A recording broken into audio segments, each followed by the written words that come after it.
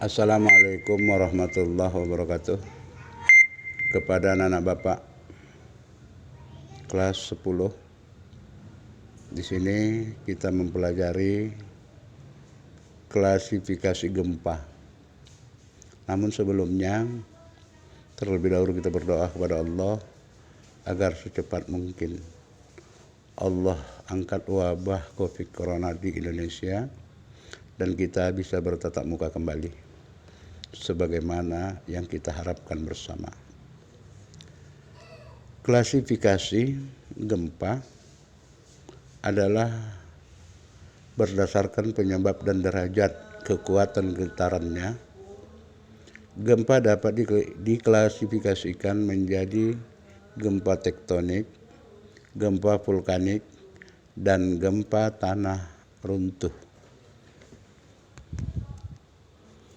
Jadi yang pertama adalah gempa tektonik, yaitu gempa yang terjadi dikarenakan pergeseran kerak bumi.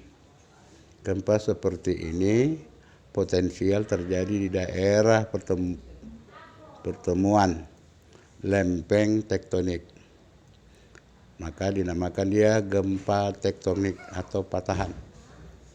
Ada yang kedua, gempa vulkanik.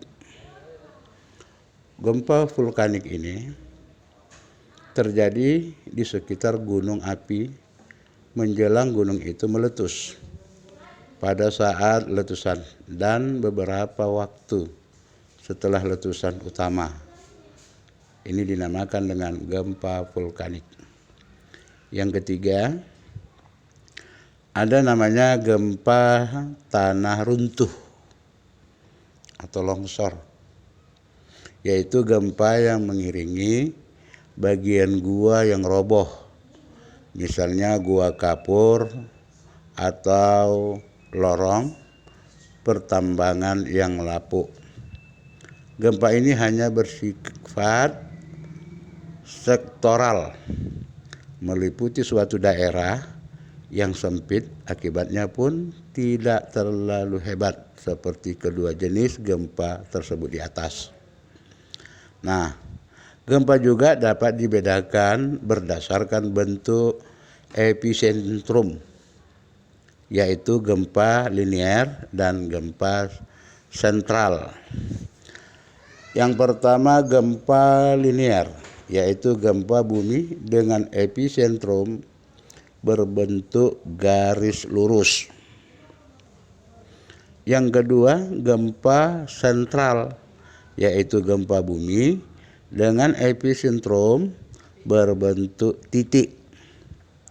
Nah, kalau kita klasifikasikan gempa berdasarkan jarak fokus atau kedalaman hipocentrum adalah sebagai berikut. Yang pertama, gempa dalam, yaitu gempa bumi dengan hipocentrum pada kedalaman lebih dari 300 km. Gempa intermedier, yaitu gempa bumi dengan hipocentrum pada kedalaman antara 100 sampai 300 km. Yang ketiga, gempa dangkal, yaitu gempa bumi dengan hipocentrum pada kedalaman kurang dari 100 km. Klasifikasi gempa ini berdasarkan